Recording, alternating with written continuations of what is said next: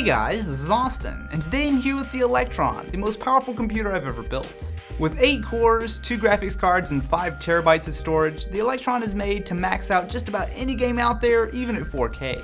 With a white case, power supply, motherboard, and even fans, it's definitely got the Stormtrooper look going on, with just a bit of green on the graphics card and CPU cooler. You can individually control all the fans from inside windows to make sure the Electron is nearly silent when you're not pushing it hard, and there are nice touches like LEDs to light up the rear connections in your graphics cards. Considering how much time I spend trying to shave a few dollars off of my normal budget build, it was definitely nice to have a little fun with this one. However, get into gaming and the Electron is all business. With BioShock Infinite, we're essentially maxing out the built-in 1440p benchmark with a cool 113.6 frames per second even on Ultra. Step up to 4K inside Grid Autosport, and not even Ultra settings can bring the Electron below 60 FPS. Keep the settings maxed at 4K, and Battlefield 4 is able to get the frame rate into the mid-50s, where in Metro Last Light Redux, we're getting around 48 FPS at 4K. Getting performance like this out of the box is awesome. However, one of the nice things about the Electron is that there are some serious gains to be had if you do a little overclocking.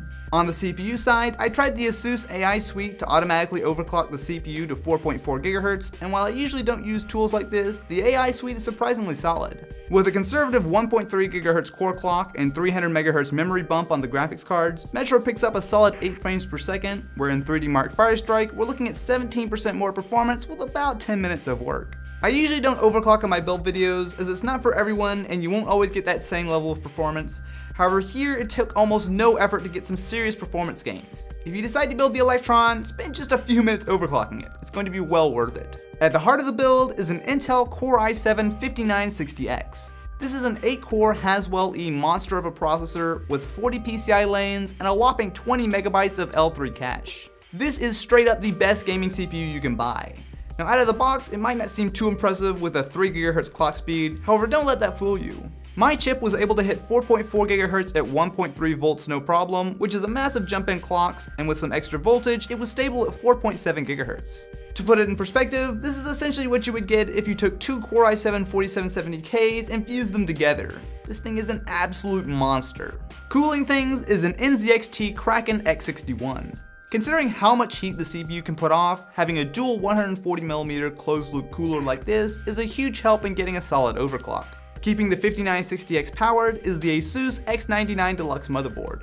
Not only does it look awesome with its white heat sinks, but it's also packed with features. You get 10 SATA 3 ports, dual SATA Express along with an M2 slot, and a whopping 10 USB 3.0 ports on the back panel. One thing about these new X99 processors is that they like a lot of power. So at stock, it's going to be a 140 watt CPU, however start overclocking and you're going to get that number well over 200 watts in no time, which makes the solid VRM and heatsink on the X99 Deluxe a huge help for overclocking. For graphics, we have a pair of NVIDIA's new GTX 980s. With 4 GB of memory each, these are as good as it gets for gaming cards right now. With the new Maxwell 2.0 architecture, you're also getting a lot of overclocking headroom, enough to push these cards to 1.3 GHz and beyond. Like the CPU, the GTX 980 is a killer card, and when you put 2 of them together in SLI, you're getting some serious performance.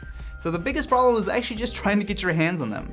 So they're sold out basically everywhere at the moment, so I was actually able to get these from my friend Elric over at Tech Tomorrow. So big shout out to Elric for letting me borrow his cards to make this build happen. However, I will have a link in the description to the 980s, which hopefully are in stock by the time you watch this. On the memory side, we have 16 GB of Corsair Vengeance LPX. Not only is this brand new DDR4 RAM, but it's also clocked at a whopping 2666 MHz in quad channel mode. Since DDR4 is brand new, it's expensive, however it's also very fast.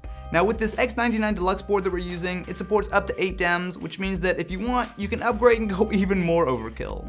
For storage, we're using a pair of 512 GB Crucial MX100 SSDs.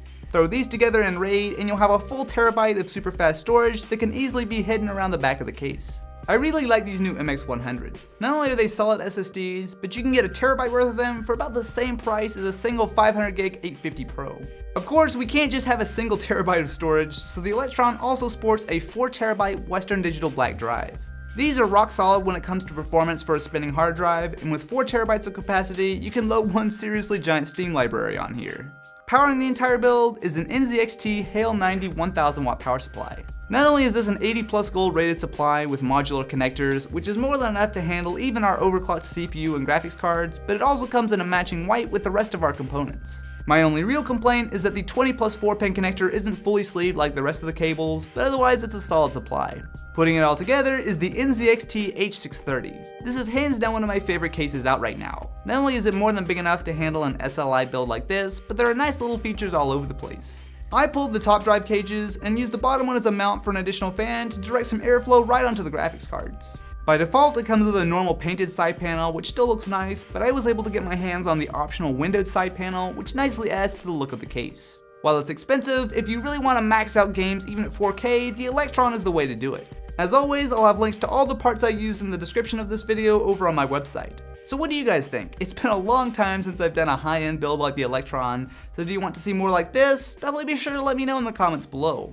Anyway, I've got to give a huge shout out to Audible for making this video possible. Audible.com is a leading provider of audiobooks with more than 150,000 downloadable titles across all types of literature, including fiction, non-fiction, and periodicals. Right now, Audible is offering a free audiobook if you try them out, and that includes the awesome What If by Randall Munroe.